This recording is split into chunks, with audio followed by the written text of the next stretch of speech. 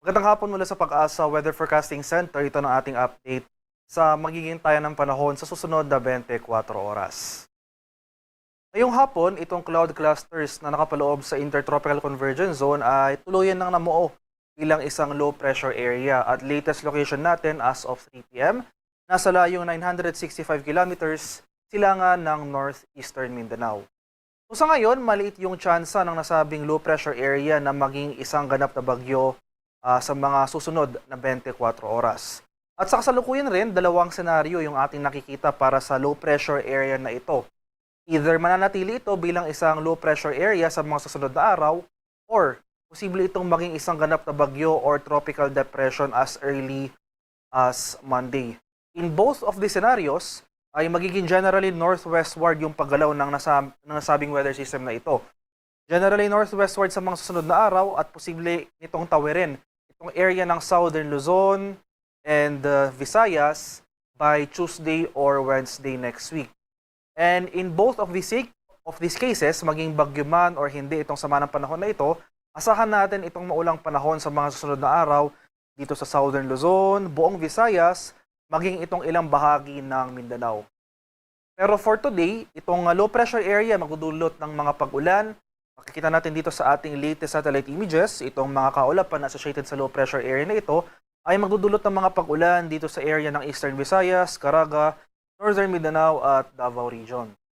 Samantala, patuloy naman yung pag-iral ng ating southwest monsoon o habagat na siyang magdudulot rin ng mga matataas na tsansa ng mga kaulapan at mga kalat-kalat na thunderstorms dito sa area ng Metro Manila, Ilocos Region, maging sa extreme northern Luzon, Batanes, Babuyan Islands, malaking bahagi ng Central Luzon, Cavite, Batangas, Palawan, Occidental Mindoro, at itong nalalabing bahagi ng Visayas.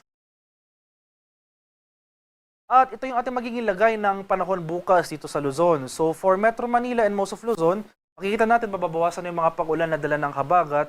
Itong mga exposed areas lamang, itong westernmost portions ng Luzon ang makakaranas ng mga sustained na mga cloudiness at mga pag-ulan. So itong area ng Zambales, Bataan, pati na rin dito sa may Occidental Mindoro, magpapatuloy pa rin dyan yung mga posibleng tuloy-tuloy na mga kaulapan at pag-ulan. Pero generally, improving weather conditions na ating inaasahan tomorrow for most of Luzon, including Metro Manila. Sa area naman ng Palawan, dito sa Visayas, maging sa Mindanao, ito pong western portion ng southern Luzon, no? So dito sa area ng Palawan at Calayan Islands, dahil sa epekto ng habagat, magpapatuloy pa rin yung mga pag-ulan over these areas. At mas rarami ng areas yung mga makakaranas sa mga pag-ulan. No? So magpapatuloy yung mga pag-ulan na dala ng low pressure area, itong papalapit na low pressure area. Bukas araw ng linggo, magpapatuloy yung mga pag-ulan sa malaking bahagi ng Visayas, pati na rin itong eastern portion ng Mindanao. So northern Mindanao, Caraga, Davao Region, asahan natin na magpapatuloy yung mga pag-ulan sa mga lugar na ito. So generally bukas, maghanda pa rin tayo sa mga banta ng pagbaha at pagbuho ng lupa, lalong-lalo na kung tuloy-tuloy ang mga pag-ulan na ating mararanasan.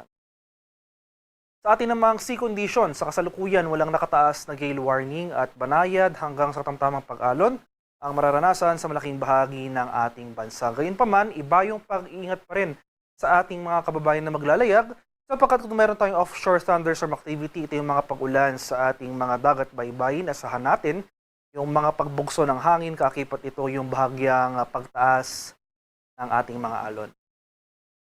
At para naman sa ating 3-day weather outlook, ito yung magiging lagay na ating panahon sa mga susunod na araw. Hanggang Lunes next week, no? So most of the country makakaranas pa rin ng generally fair weather.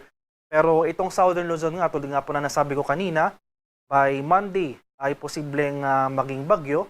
And maging bagyo man or hindi itong low pressure area na ito, magpapatuloy yung mga pag-ulan sa malaking bahagi ng Southern Luzon by Tuesday or Wednesday. So as early as Monday, makikitaan na natin ang senyales ng mataas sa tsansa ng mga pag-ulan dito sa area ng Bicol Region. So masararami pang lugar yung makakaranas ng mga pag-ulan sa araw ng Martes hanggang sa Miyerkules. So including Metro Manila, most of Calabarzon, patuloy yung mga pag-ulan sa Bicol Region, pati na rin sa malaking bahagi ng Mimaropa. Pero itong Northern and Central Luzon, less likely pong maapektuhan tayo ng papalapit na sama ng panahon. So generally fair weather ang ating inaasahan. So for Ilocos Region, Cordillera, Cagayan Valley, and most of Central Luzon, generally fair weather. Nandiyan pa rin yung mga tsansa ng usual afternoon to evening ng mga rain showers or thunder. Sa bahagi naman ng Visayas, for next week, Monday to Wednesday, dahil sa crossing na low pressure area o yung papatawid na low pressure area, inuulit ko po, no? Inuulit ko po. Maging bagyo man ito or hindi, magiging maulan yung ating panahon sa malaking bahagi ng Southern Luzon, Visayas, at ilang bahagi ng Mindanao. So from Monday to Wednesday next week, ay makakaranas tayo ng maulang panahon sa mga syudad na ito, Metro Cebu, Iloilo, at Tacloban City. Kaya patuloy po tayong umantabay sa mga succeeding weather updates sa pinapalabas ng Pag-asa, especially sa kasalukuyang sama ng panahon na ating minomonitor. Sa bahagi naman ng Mindanao, so sa mga area ng Metro Davao, Cagayan de Oro at Zamboanga, so dahil na rin sa low pressure area, mapapansin natin, Southern Luzon, Visayas at Mindanao, maapektuhan ng low pressure area na ito, so may kalawakan yung sakop ng mga pag-ulan na dulot ng low pressure area. Nasa rin natin na due to the effects of the southwest monsoon, makakaranas rin tayo ng mga pag-ulan dito sa western portion ng Mindanao. So Monday to Tuesday, most of Mindanao magpapatuloy yung mga pag-ulan na dulot ng papalapit na sama ng panahon. Samantala, itong western portion, Zamboanga Peninsula and portions ng Bar, magpapatuloy rin yung mga pag-ulan na dulot ng habagat hanggang sa Miyerkules. Pero itong eastern and central portions ng Mindanao, nakikitaan po natin ng senyales na posibleng mabawasan yung mga pag-ulan over these areas pagsapit ng Miyerkules. Pero nandyan pa rin yung mga tsansa ng usual afternoon to evening na mga rain showers or thunderstorm. Haring araw sa Kamanila na ilulubog mamayang 6:29 ng hapon, sisikat naman bukas sa karap na 5:30 ng umaga. At para sa karagdagang impormasyon tungkol sa ulat panahon, lalong-lalo na sa ating mga localized advisories tulad ng mga rainfall advisories or heavy rainfall warnings, especially since may approaching po tayong weather system o sama ng panahon sa mga sunod na araw, especially dito sa area ng Southern Luzon, Visayas at Mindanao, i-follow kami sa aming social media accounts at DUST_Pag-asa. Mag-subscribe rin kayo sa aming YouTube channel sa DUST Pag-asa Weather Report at palagi bisitahin ang aming official website sa pag-asa.dust.gov.ph at panahon.gov.ph. At yan lamang po ang latest mula dito sa Pag-asa Weather Forecasting Center. Magandang hapon sa ating lahat. Ako po si Dan Villamil, nag-uulat.